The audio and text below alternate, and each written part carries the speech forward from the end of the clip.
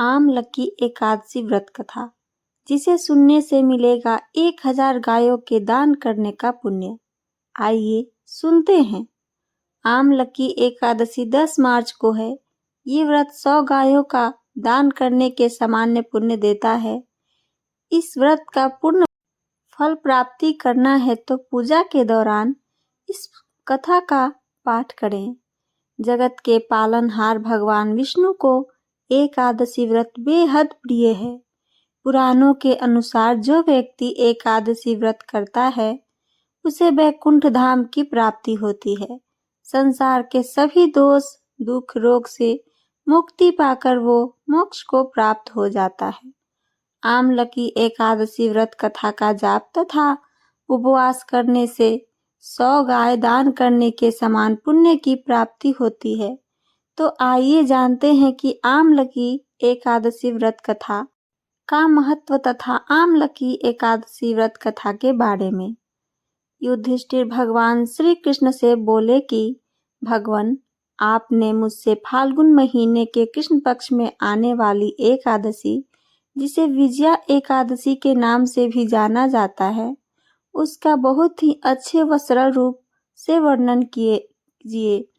अब मैं आपसे विनती करता हूँ कि फाल्गुन माह के शुक्ल पक्ष में आने वाली एकादशी के बारे में मुझे कुछ जानकारी प्रदान करें। इस एकादशी का क्या नाम है, इसका विधान क्या है, इसका व्रत करने से किस प्रकार के फल की प्राप्ति होती है, सब विधि पूर्वक मुझे बताएं। भगवान श्री कृष्ण ने उनसे कहा कि हे राजन, फाल्गुन में होली से पहले आने वाले एकादशी को आमलकी और रंग भरी एकादशी के नाम से जाना जाता है। आमलकी एकादशी व्रत का पुण्य 1 सहस्त्र गौदान के फल के समान है। इस व्रत में कथा का पाठ जरूर करें, तभी इसकी पुण्य की प्राप्ति होती है। इस साल आमलकी एकादशी 10 मार्च 2025 को है। आमलकी एकादशी व्रत की संपूर्ण कथा आइए सुने। पौराणिक कथा के अनुसार प्राचीन समय में वैदिक नाम का एक नगर था। उस नगर में ब्राह्मण, वैश्य, क्षत्रिय, शूद्र चारों वर्ण के मनुष्य प्रसन्नता पूर्वक निवास करते थे। उस नगर में चैत्ररथ नामक चंद्रवर्षी वंशी राजा राज्य करता था। वह उच्च कोटि के विद्वान तथा धार्मिक प्रवृत्ति का एक व्यक्ति था। उसके राज्य में कोई भी निर्धन एवं लोभी नहीं था।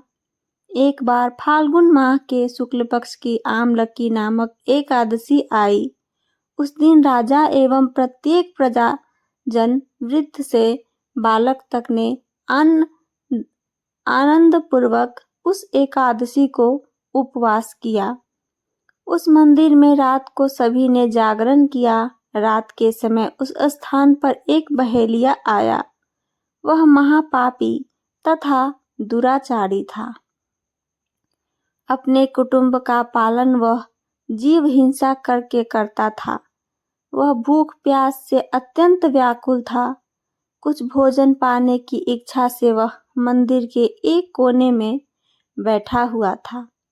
उस स्थान पर बैठकर वह भगवान विष्णु की कथा तथा एकादशी महात्म्य सुनने लगा।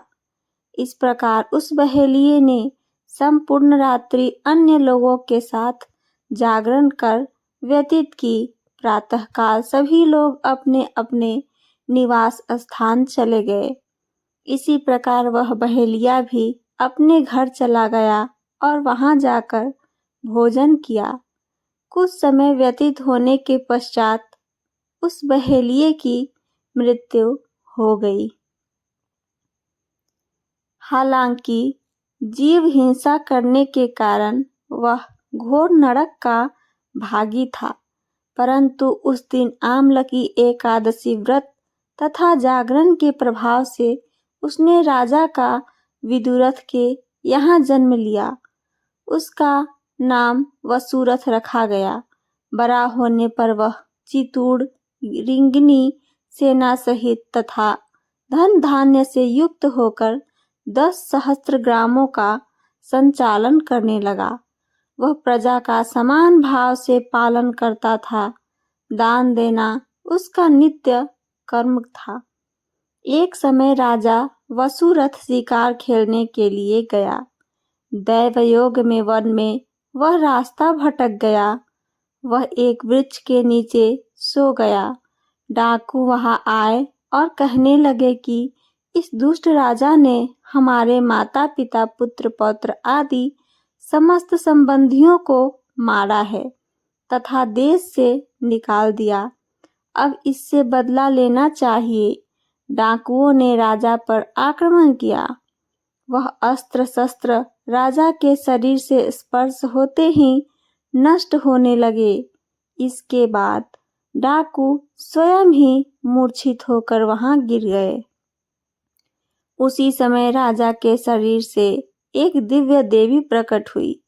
उसने देखते ही देखते उन सभी डाकुओं का समूल नाश कर दिया। राजा डाकुओं को मृत देख आश्चर्य में पड़ गया। उस समय आकाशवाणी हुई, हे राजन, इस संसार में भगवान विष्णु के अतिरिक्त तेरी रक्षा कौन कर सकता है? महर्षि वशिष्ठ ने कहा, हे राजन, यह सब आमलकी एकादशी के व्रत का ही प्रभाव था। जो मनुष्य एक भी आमलकी एकादशी का व्रत करता है वह प्रत्येक कार्य में सफल होता है तथा अंत में वैकुंठ धाम को पाता है। तो ये थी मेरी आज की कथा। मेरी कथा आप सबको पसंद आई हो तो चैनल को सब्सक्राइब और वीडियो को लाइक करना ना भूलें। साथ साथ बेल आइकन को जरूर दबाएं ताकि मेरी हर कथा की जानकारी सबसे पहले आप लोग को मिले। तो ये थी मेरी आज की कहानी, जिसे लाइक, सब्सक्राइब चैनल को और शेयर करना ना भूलें। सुनने के लिए धन्यवाद दोस्तों। जय श्री कृष्णा। राधे राधे।